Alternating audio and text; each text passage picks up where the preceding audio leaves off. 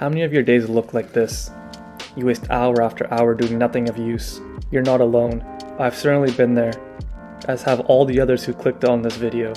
I've tried everything you've seen on TikTok and Instagram, whether it's cold showers, journaling, setting up my Google Calendar, accountability partners, or cleaning up my environment. You name it, I've tried it. There are two main issues with these techniques. First, these strategies rely on motivation, which is a separate issue I'll cover in a later video. Second, you don't know why you are doing what you're doing. You have no idea how these strategies should help you stay on task. The bottom line is that you probably aren't going to take that cold shower in the morning or journal every single night. If all these popular methods on the internet don't work, what are we supposed to do? In this video, I'll explain the difference between passive and active procrastination. Next, we'll go over the underlying emotions tied to procrastination that explain why we do it.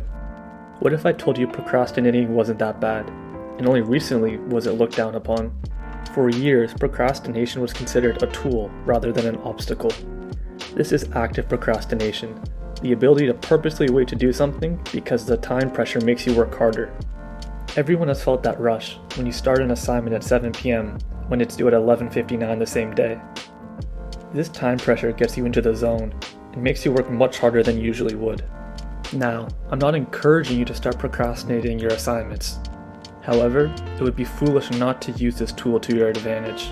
To do so, you can set time limits for each task you plan to work on.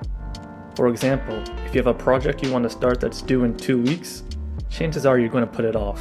But if you wanted to start, you could cap yourself at 20 minutes to work on it. Giving yourself this time pressure will force you to start working on it right away. Now, if you need to work on doing any work at all, then this technique won't be of much use for you. That doesn't mean it isn't helpful. Later in the video, we'll go over procrastination and why you are doing it. Once you are able to limit how much you procrastinate, come back and apply this method. It will significantly boost your productivity.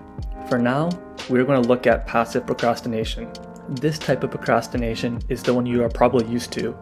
It's all about being lazy and just getting small hits of dopamine. Unfortunately, there's no good way to spin this type of procrastination. It's just unhelpful. I want you to think back to the last time you were procrastinating. Now, what you're doing isn't very important, whether it's scrolling on TikTok, watching YouTube, or if you're like me, playing online Catan. What is important is what you are avoiding. Research tells us that procrastination is an unhealthy response to an undesired emotional state. You have an exam with 40% of your final grade that's stressing you out, which is an undesired emotional state, so you procrastinate to avoid the stress. Based off genetics and your upbringing, if you're lucky, this stress is actually desirable and makes you study harder. People who fall into this category will not understand why others procrastinate. From their point of view, if you have a test that's stressing you out, you should study for it to relieve the stress. I'm sure many of you have faced this exact dilemma, that even thinking of studying for the test creates an undesirable emotional state. To better understand this, let's consider the inverted U hypothesis. If you're in this range, the exam causes you no stress since you don't care about your results. Therefore, you do not study. If you're at this end of the curve, the stress of the test is too much, so you procrastinate to take your mind off of it. Where we want to be is right here. You have the optimal level of stress that motivates you to study for your exam.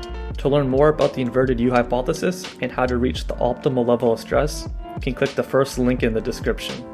Now that we understand that procrastination stems from your emotions, let's look at what we can do to deal with them. Emotional regulation is your ability to give up short-term dopamine hits for your long-term benefit. In this study, they tested what skills help you regulate your emotions. The following skills were tested in the article: the ability to be aware of your own emotions, identify and label emotions, correctly interpret emotions related to bodily sensations, understand the prompts of emotions, support oneself in emotionally distressing situations, actively modify negative emotions to feel better, to accept emotions, to be resilient, to confront emotionally disturbing situations, to attain important goals, to support oneself, and last but not least, to modify aversive emotions. Out of all these, two significant skills help you regulate your emotions: tolerance and modification. However, the study's findings still left unanswered questions for the research team. While emotional regulation and tolerance were consistent, the results regarding emotional regularity and modification weren't consistent. But if you think about this logically, it actually makes sense. If you can't tolerate your emotions, how are you supposed to modify them? With everything we now know, what can we do to stop procrastinating? If you want the full, drawn-out answer, you can click the link in the description to purchase these worksheets that are both under $2 each. Canadian dollars, that is. These worksheets will guide you through multiple methods to beat procrastination. You can get them both for under 3 American or 4 Canadian dollars. If you don't want to pay, I understand entirely, so I'll give you a hint about one of the methods. You probably find studying more boring than scrolling on TikTok, or watching Netflix, or watching YouTube. Think of how to make doing work more entertaining than going on your phone. Now, I do want to mention that I'm not a clinician. Currently, I'm an undergrad student studying psychology. If you want professional help, you can contact a cognitive behavioral therapist. I hope I've helped you learn something new today. You should look out for my next video on why motivation is a trap. Don't forget to like, comment, and subscribe. And after you've done that, it's time to get off YouTube and go grind.